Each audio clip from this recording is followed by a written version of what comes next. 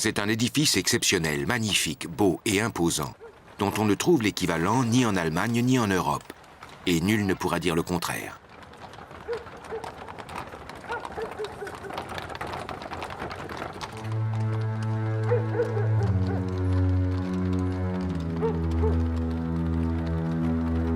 On sera tout à la fois étonné et séduit, car il s'agit d'un bâtiment massif qui dégage une impression de puissance, tout en conservant une architecture gracieuse. Johann Heinrich Gercken, 1715.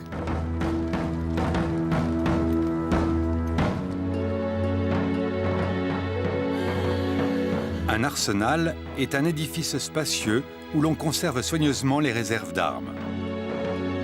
De tout temps, de tels bâtiments ont été isolés des autres. Sur chacun de leurs flancs était aménagée une grande place et à l'intérieur, une vaste cour de la taille d'un marché. Devant et derrière, le sol devait être dégagé afin que l'on puisse faire rentrer les canons par l'une des extrémités et les faire sortir par l'autre. Nikolaus Goldmann, vers 1660, théoricien de l'architecture.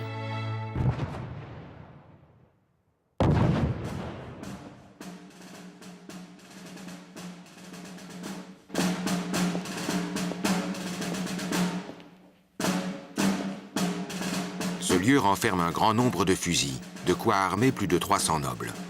De plus, on y conserve soigneusement quantité de mousquetons, d'épées, de sabres, de lances, de hallebardes et autres armes, telles qu'en utilisent presque tous les peuples du monde. Georgi Leti, 1687.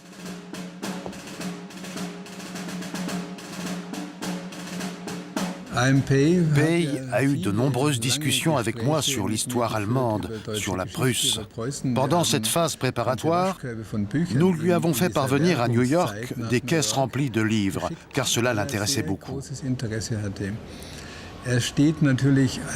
Bien entendu, en tant que sino-américain, il est dépassionné face aux tragédies, aux malheurs, aux heures de gloire et aux sentiments de culpabilité qu'a connu la Prusse. Il a même un certain recul. Il s'est avant tout préoccupé de l'espace et des proportions.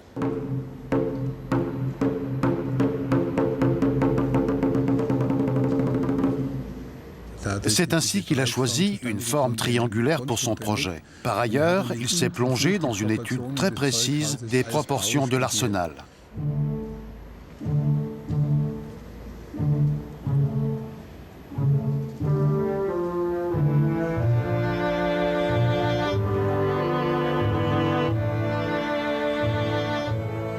Nous allions à l'Opéra national Unter den Linden par un hiver très rude. C'était, je crois, en 1996 ou 97. Il faisait nuit noire.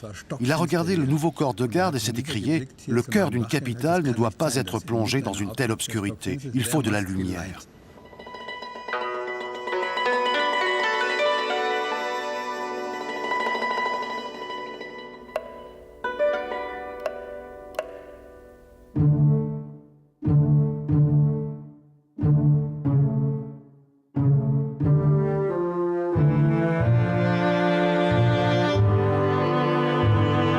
L'escalier est magistral. Berlin se sentirait plus dynamique si entre les armoires rustiques, massives et carrées de la reconstruction, ô combien importantes, on avait érigé d'autres escaliers de ce type.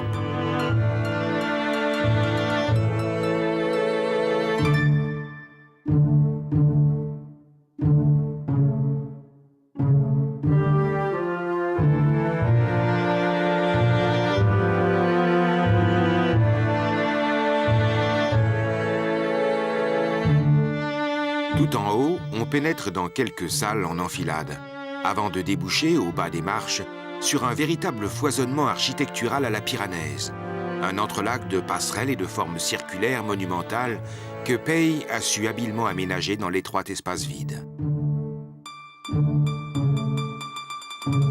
En d'autres termes, cet escalier ne mène nulle part.